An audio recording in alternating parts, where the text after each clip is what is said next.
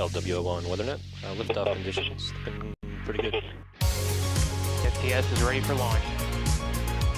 Ignition. Liftoff. Falcon 9 has cleared the tower.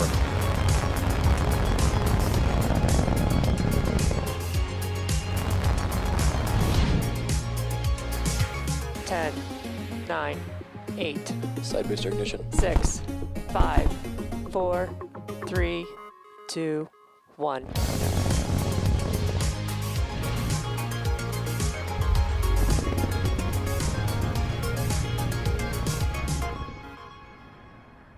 You're looking at a live view of Falcon 9 as it awaits its 2:42 a.m. Eastern Time liftoff from Space Launch Complex 40 at Cape Canaveral Space Force Station. Hello and welcome to the live webcast for our 27th Starlink mission. My name is Michael Andrews and I'm a supply chain supervisor here at SpaceX. It's still Saturday evening here at our SpaceX headquarters in Hawthorne, California, but it's just after 2:30 a.m. on Sunday, May 9th at the launch site in Florida. Tonight's launch will mark a record-breaking 10th flight of a single first-stage booster. SpaceX's first reuse of an orbital-class rocket was on the SES-10 mission way back in March 2017. We've certainly come a long way since then. In terms of our payload, Starlink is a satellite internet constellation designed and manufactured by us here at SpaceX that can provide a high-speed, low-latency internet to people living in remote and rural locations around the globe. To date, over 500,000 people have placed an order or put down a deposit for Starlink service, and with every launch, we get closer to connecting more people across the world. If you've been following Starlink's progress, you'll know that our Starlink beta service is now available in the United States, in Canada, the UK, Western Germany, and the South Island of New Zealand. And as of this week, we are excited to announce that we've expanded our coverage areas to include Austria and France. For those of you who speak French, you can now access starlink.com en français. Vive la France. As we launch more satellites, install more ground stations, and continue to improve our networking software, our data speed, latency, and uptime will improve dramatically. In addition to being able to provide our customers with better service, with every Starlink launch, we get closer to our goal of near global coverage of the populated world. As many of you might know, May is Asian American Pacific Islander Heritage Month here in the United States. This month is dedicated to recognizing and celebrating Asian Americans and Pacific Islanders that have helped shape our nation's history and culture through multiple generations. Here at SpaceX, we're committed to challenging all aspects of our business to make sure we're all around inclusive and that we hire folks from a diverse background. To kick off the month of May, we're proud to partner with our internal Asian American Pacific Islander Employee Network, known as APIX, to celebrate AAPI heritage and also support relief work in India, to assist in COVID-19 related emergencies, but also to help end poverty and achieve social justice. To learn more about Asian American and Pacific Islander Heritage Month, please check out asianpacificheritage.gov. In terms of our mission, currently, we're at T-minus 9.5 minutes and all systems are go for an on-time liftoff tonight. There are a few major milestones to watch out for during our launch. The first is stage separation. This is where the first and second stages separate from each other about 2.5 minutes after liftoff. After stage SEP, the first stage will return back to Earth and attempt its record-breaking 10th landing on our drone ship called Just Read the Instructions. Now, while that's happening, our second stage will continue on its journey. In order to get our satellites to their intended orbit tonight, we have 2 coast phases, and we'll be igniting our Merlin vacuum engine twice, with the eventual deployment of our Starlink satellites occurring around T+1 hour 4 minutes. Currently, we're just under 9 minutes to liftoff, and all systems are go for an on-time liftoff this evening. With that being said, let's take a closer look at the rocket you see on your screen. Here's a live view of Falcon 9. It's our 2-stage liquid-fueled rocket. Falcon 9 is approximately 229 feet tall. That's slightly taller than a 21-story building. And like I mentioned earlier, we're flying today's booster for a record-breaking 10th time today. This particular first stage booster first flew on the Crew Demo 1 mission back in March of 2019 and has since supported 2 additional commercial launches and 6 other Starlink missions, not including the 7th one tonight. The bottom 2/3 of our vehicle is known as the first stage. you can see the soot markings left over from its previous 9 flights. The first stage accelerates the vehicle through the Earth's atmosphere into space with the help of 9 Merlin engines located at the base of the rocket.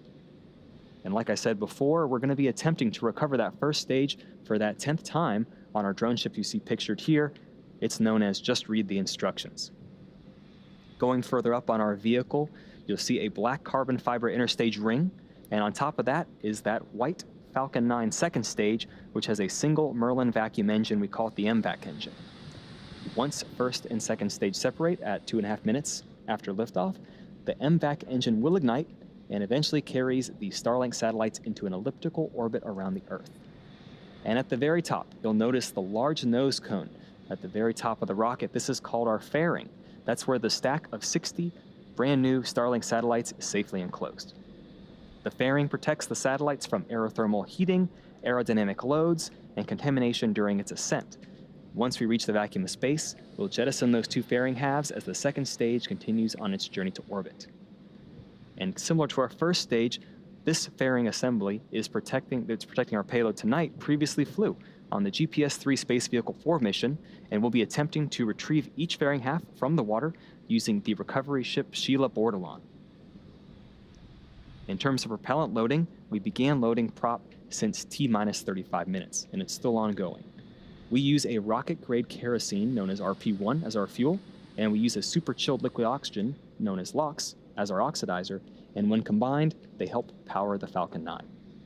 Currently, RP1 and LOX are nearly fully loaded on both stages, and LOX will continue to be topped off right until the final minutes of the countdown. Stage 1 RP1 load is complete. In terms of weather, the latest forecast is 80% favorable for liftoff, and weather conditions look good for booster recovery as well.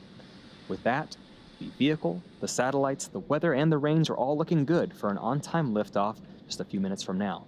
But if for some reason we do not launch today, we have a backup launch opportunity available tomorrow, Monday morning at 2:21 a.m. Eastern Time.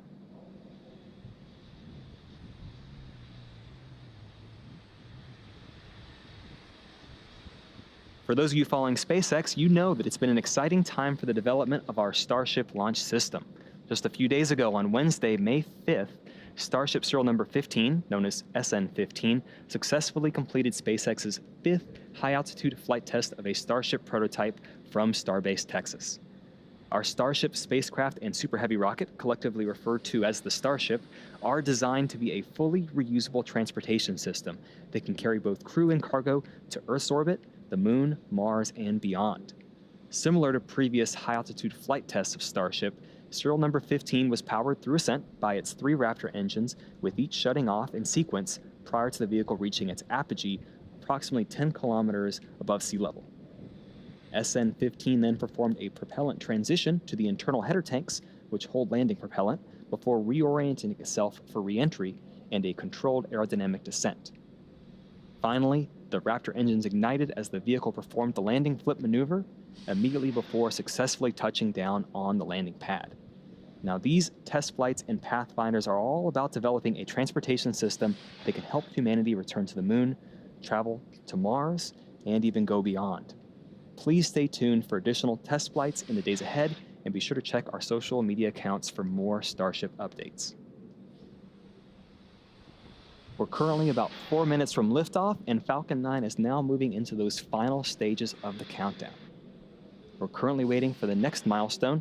That's where the transporter erector, or the TE, will retract. That's the white painted structure right next to the vehicle.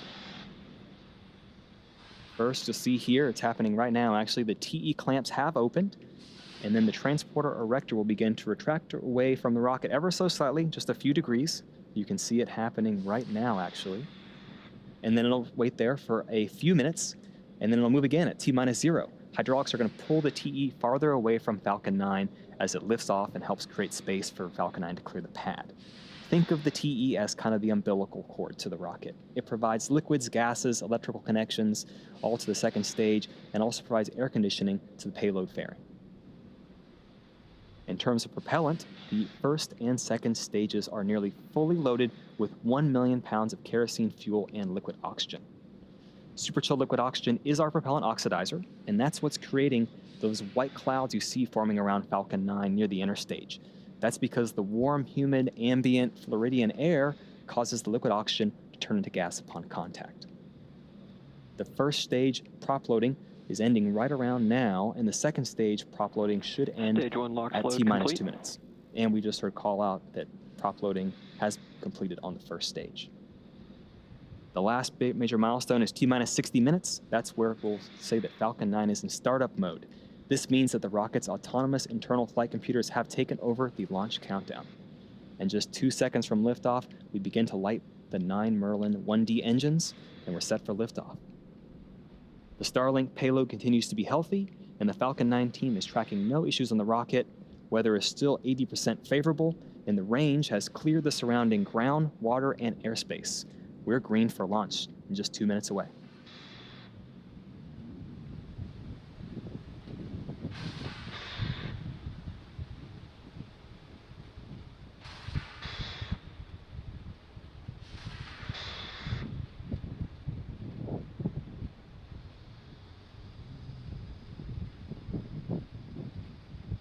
At this point in time, just under 2 minutes, LOX loading on the second stage is wrapping up. Stage 2 LOX load complete. We've just heard confirmation that LOX loading is complete on the second stage. You're going to start to see a larger accumulation of white clouds forming around the vehicle. That's totally normal at this point. That's because we've topped off the vehicle with liquid oxygen, and any excess there is going to vent and boil as it becomes exposed to the ambient air.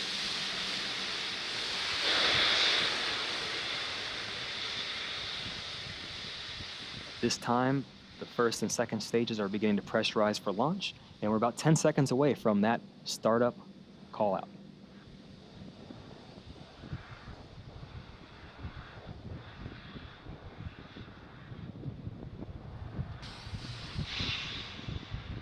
Falcon 9 is in startup. We've heard that startup call out, and we're now waiting for that final go for launch call out from our launch director.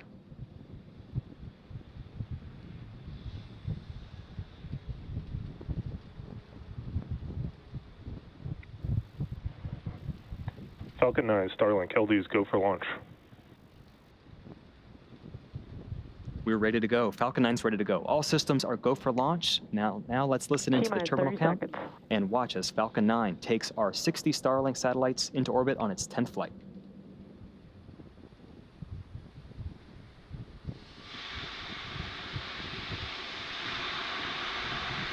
T-minus 15 seconds.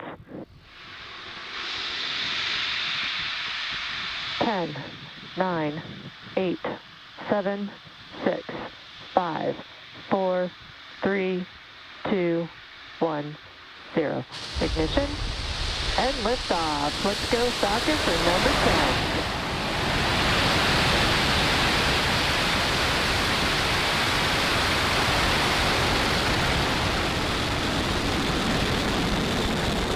10. Vehicle's pitching down Stage 1 chamber pressure is nominal.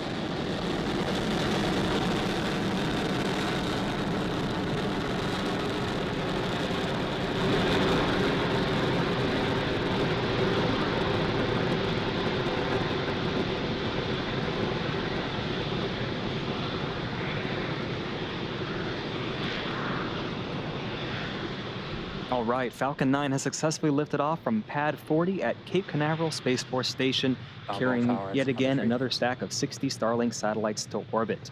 Just moments ago, we throttled the engines down in preparation for max Q. That's the point of maximum aerodynamic pressure, occurs right after we go supersonic. After this point, we're then able to throttle the engines back up. That call is just about 10 seconds away.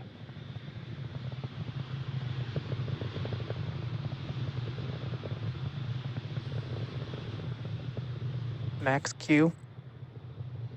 We've successfully crossed the max Q threshold. We're throttling our Merlin engines back up.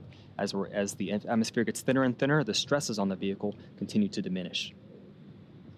And we're just about a minute away from 3 major events happening one after another. Main engine cutoff, known as MECO, stage separation, and second engine start 1. To explain the first one, MECO, this is where all 9 M1D engines shut off and they slow the vehicle down in preparation for stage sep. And that's where, once again, the first stage and second stage separate. Stage 1 makes its way back down to sea level for landing, and stage 2 continues its primary mission along with the fact that the MVAC engine lights up and propels that second stage along with the Falcon 9 Starlink is satellites to following orbit. a nominal trajectory. We're 30 seconds away from those events. Falcon 9 continues to be on nominal trajectory. Our MVAC engine is starting to chill to prepare for that second engine start just about 20 seconds from now.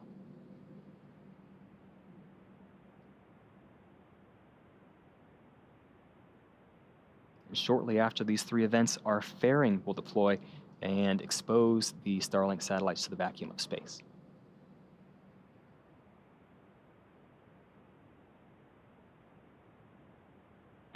Main engine cutoff.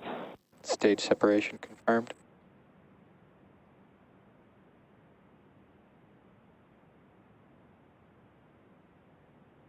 MVAC ignition. All good news so far. The 9 Merlin engines have shut down, our first and second stages are heading their separate ways, and our MVAC engine has begun burning and will continue to do so for about the next 6 minutes. Fairing separation confirmed. We have confirmation, and you can see it there. The 2 fairing halves have jettisoned and are heading back down. As a reminder, this is the second flight for these fairing halves, and we'll be attempting to recover them once again via a wet recovery from the contracted recovery vessel Sheila Bordelon. Everything is nominal so far. Both vehicles continue to follow nominal trajectories.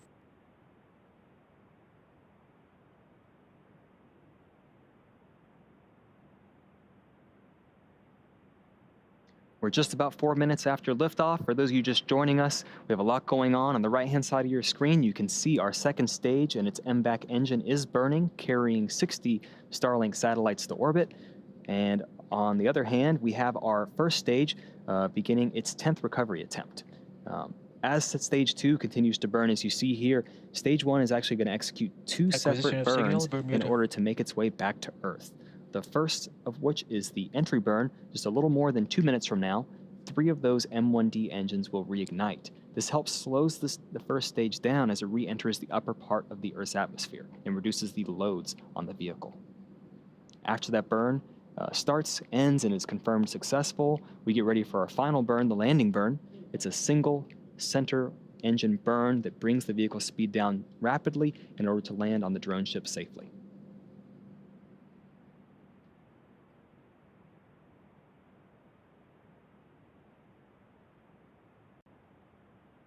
And as a reminder, we can't stress it enough, tonight marks the 10th flight for this particular first stage. This is a record for our Falcon 9 rocket's life cycle. This particular booster first debuted on our Crew Demo 1 mission just over a year ago. Now, reusability is critical to what we do at SpaceX. This fact that we can reuse our first stages, it allows us to refly the most expensive parts of the rocket, which in turn drives down the ultimate cost to space access. And although this is the 10th time for this rocket, we first reused the orbital class rocket on the SES-10 mission back in March of 2017. It just goes to show how far we've come since then. We're about a minute away from that entry burn beginning. That burn should last for about 20 seconds.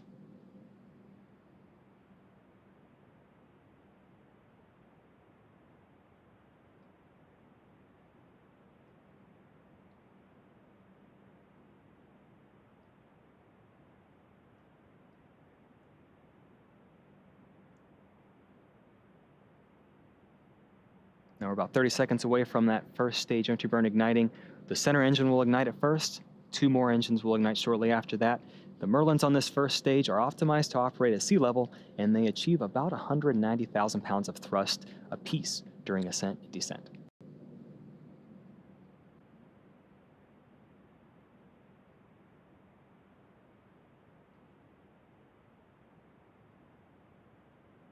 Just a few Stage seconds 1 away. FTSS saved. Few seconds away from the entry burn. Stage 1 entry burn startup. And you can see that plume is starting to expand as the other 2 engines begin to fire.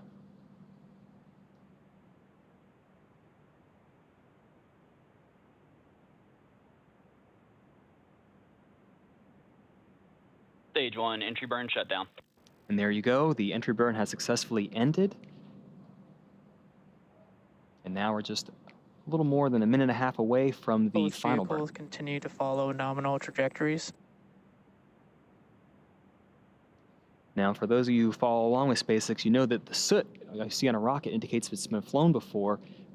Here's an explanation of how that soot forms and why that first stage is so dirty in this case. The rocket-grade kerosene, RP1, that powers Falcon 9 is carbon-based, and when you burn it, it creates soot. Now, as we approach the landing site, like you saw just now, that long entry burn slows the vehicle down, and since we come in engines first, the booster flies through its own plume and exhaust, which Stage 1 deposits is soot on the transonic. rocket. And if you watch the feed, like you saw just there, you saw that soot starting to fly up and stick to the lens.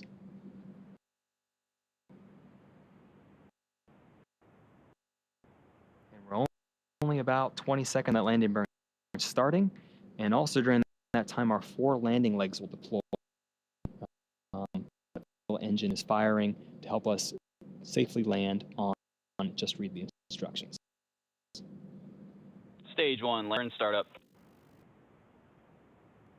See it there, our landing's begun. Hopefully we get Stage continuous 2 is in coverage. terminal guidance. And also our second engine will cut off shortly after this landing attempt. Stage 1, landing leg deploy. We have Q's right there. This looked great.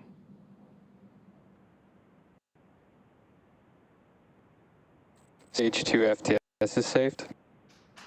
And we have a confirmation of a successful 10th landing of this booster and the 3rd overall successful recovery of the Falcon 9 first stage. Very exciting, this booster. In terms of the second stage for that second engine to cut off,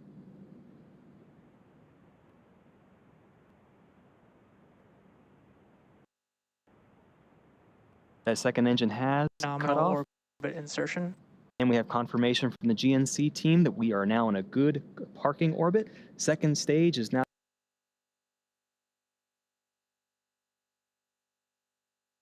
going to coast in this orbit for the next 35 minutes or so. We'll leave you with 2 things. We're going to leave you with this animation showing you where you're at in this coast phase, along with some groovy space tunes. We'll see you back here around T plus 44 minutes for that engine start 2 phase.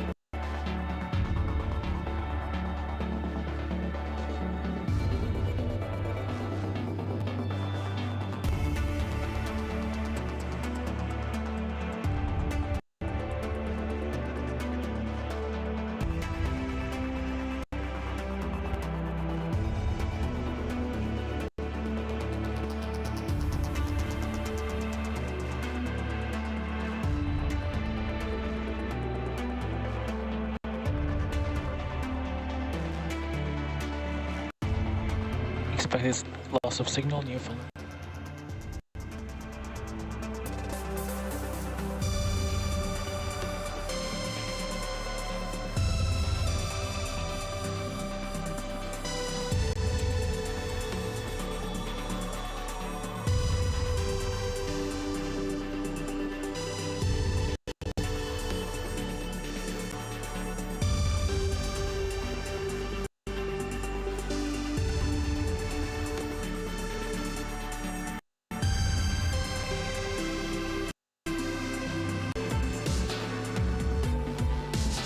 Acquisition of signal, go ahead.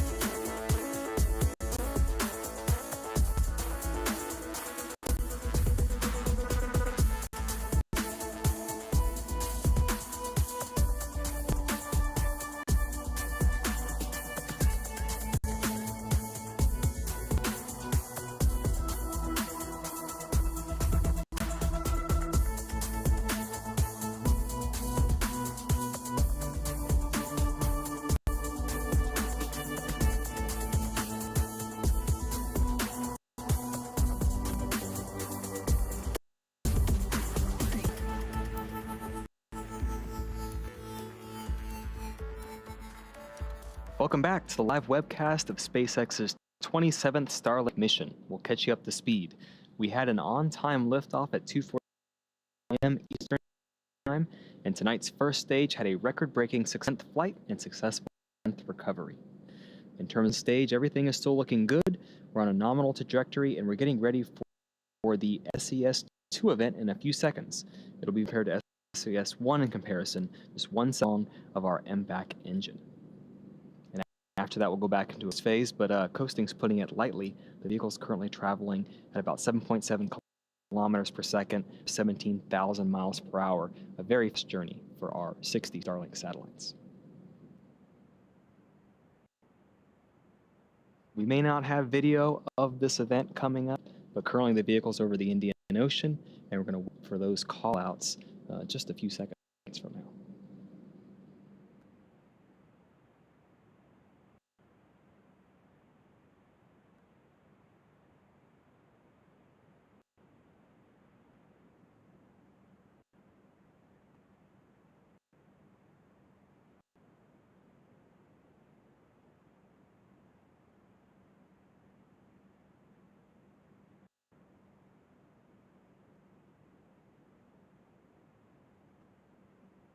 And then once this event is confirmed as being good, we'll wait to see if we have a good orbit before we continue our second coast phase before payload deploy.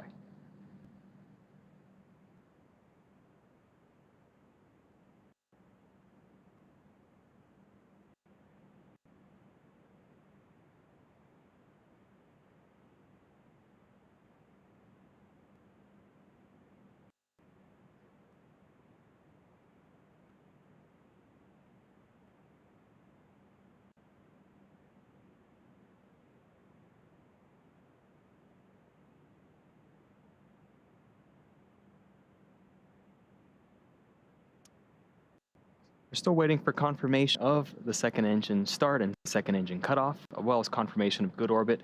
But regardless, we are going into another coast phase. This one will be a little shorter. During this time, not only are we going to coast to the correct deployment point along the Earth, we're also going to spin the spacecraft along its central axis. This gives the Starlink satellites the natural momentum they need to space themselves out over time after they deploy. We'll check back in with you at about T+1 hour and 3 minutes.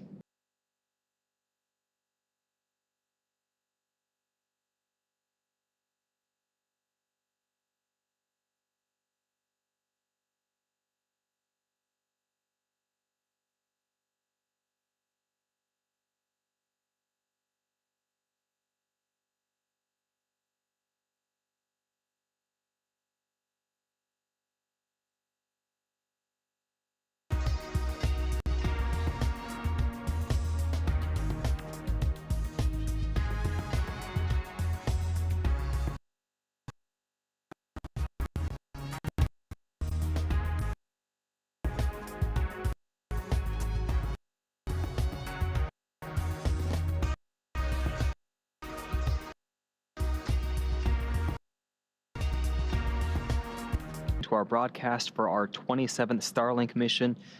One small note, shortly after we entered our current coast phase, we confirmed that our second engine start and shutoff was successful. We're currently in a good orbit awaiting payload deploy. But if you're just joining us, we'll quickly recap today's mission, starting off with a successful liftoff from Cape Canaveral Space Force Station at 2:42 a.m. Eastern Time. We then had successful stage separation.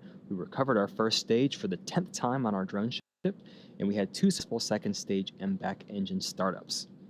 Right now, we're coming up on deployment of our stack of 60 Starlink satellites. It's just about 30 seconds away, while our second stage is in between Australia and New Zealand. And you see it right there, actually. Those satellites are starting to slowly extend. And shortly after this, they're going to deploy their individual solar arrays.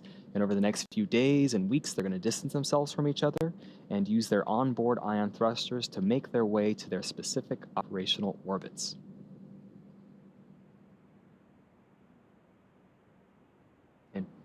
And with that, that will bring our webcast to a close for today.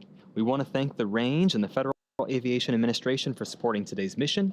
Thank you to you, all of our viewers, as well to all of our Star customers using our beta service at this time. If you're interested in being part of our beta program, please head over to starlink.com and sign up. I hope you enjoyed the webcast tonight, and a special thanks to all the mothers out there. Happy Mother's Day.